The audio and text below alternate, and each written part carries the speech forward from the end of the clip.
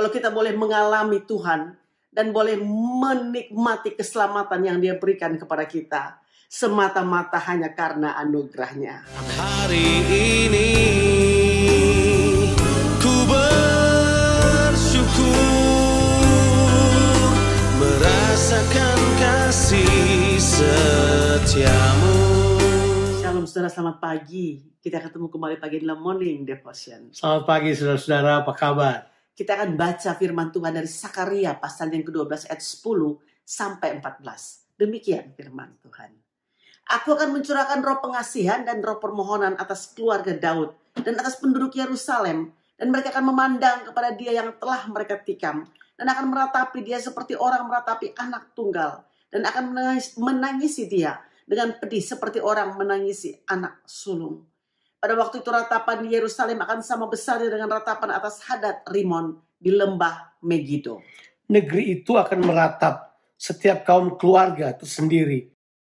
Kaum keluarga keturunan Daud tersendiri dan istri mereka tersendiri. Kaum keluarga keturunan Nathan tersendiri dan istri mereka tersendiri. Kaum keluarga keturunan Lewi tersendiri dan istri mereka tersendiri. Kaum keluarga Simei tersendiri dan istri mereka tersendiri. Juga segala kaum keluarga yang masih tertinggal, setiap kaum keluarga tersendiri dan istri mereka tersendiri.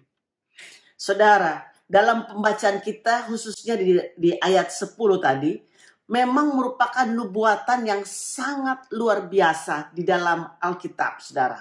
Ayat ini tidak dapat dijelaskan kecuali dihubungkan penggenapannya dan penjelmaan Tuhan sendiri yang menjadi manusia. Bagaimana Tuhan Yesus mati dan dibangkitkan. Tentu ini saudara berbicara tentang Tuhan Yesus Kristus Sang Mesias.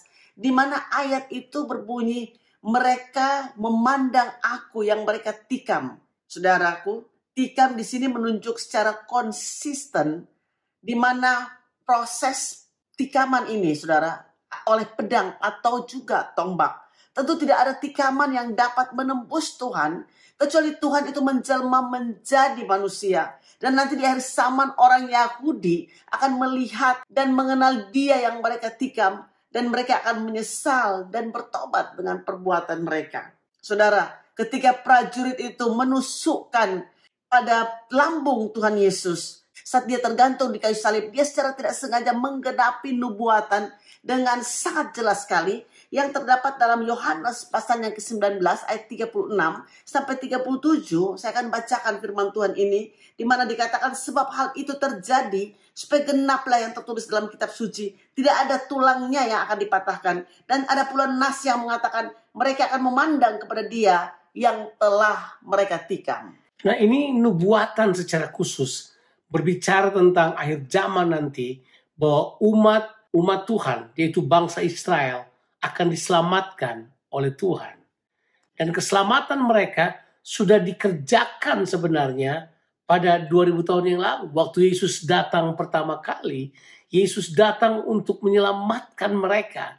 Tapi sejauh ini mereka menolaknya. Tapi nubuatan Sakaria ini berbicara jauh lebih ke depan lagi. Kepada kedatangan Yesus yang kedua kali. Sebelum kedatangan Yesus yang kedua kali inilah, mereka kemudian akan melihat hal tersebut. Mereka akan dipulihkan.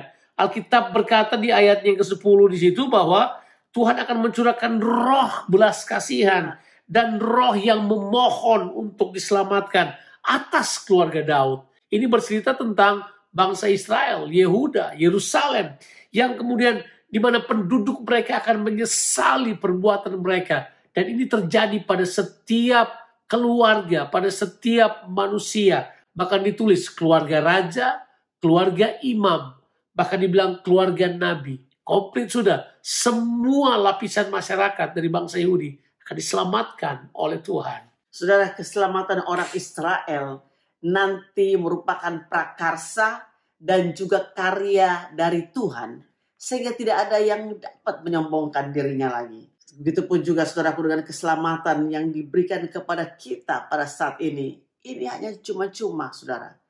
Hanya karena anugerah Tuhan atas kehidupan kita. Belajar dari nubuatan ini, bahwa kedatangan Yesus itu telah dinubuatkan. Bahkan semua yang bakal terjadi di akhir zaman telah dinubuatkan oleh kitab suci. Sebagai orang-orang, sebagai murid Tuhan yang mempelajari firman Tuhan, kita akan menemukan di dalamnya bahwa kalau Tuhan menyelamatkan umatnya, bangsa Israel, ataupun kita semuanya, itu semuanya karena prakarsanya. Itu semuanya karena karyanya. Amin. Tidak ada dari kita. Manusia terlalu jatuh terperosok jauh dalam kejahatannya. Tidak ada yang baik dari kita. Tapi Tuhan mengasihi kita. Dia menyelamatkan kita. Karena Tuhan Sang Mesias itu adalah penyelamat umatnya. Saudara, firman Tuhan hari ini mengingatkan kita. Kalau kita boleh mengalami Tuhan dan boleh menikmati keselamatan yang Dia berikan kepada kita, semata-mata hanya karena anugerahnya. Amin. Sebab itu jangan take it for granted, saudara. Tapi ini boleh menjadi kehidupan kita yang bermakna karena kebaikan dan kasih karunia Tuhan dalam kehidupan kita. Tuhan Yesus memberkati saudara sekalian. Have a blessed day. Amin.